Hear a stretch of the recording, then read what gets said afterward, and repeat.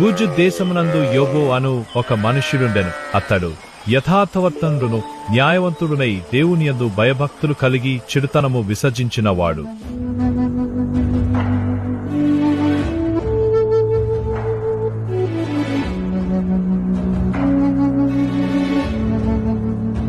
అతనికి 7 కుమారులను 3 కుమార్తెలను ఉండిరి.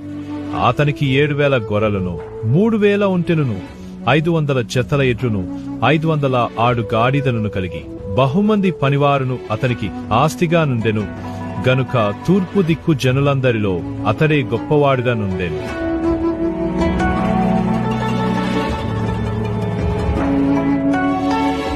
అతని కుమారులందరూ వంతుల చొప్పున అనుదినము ఒకరికొకరు తమ తమ ఇండ్లలో విందు చేయనై కూడినప్పుడు తమ 3 అక్క చెల్లెండ్రు తమతో కలిసి అన్నపానమును పుచ్చుకొనవలెనని వారిని పిలిపించుచు వచ్చిరి.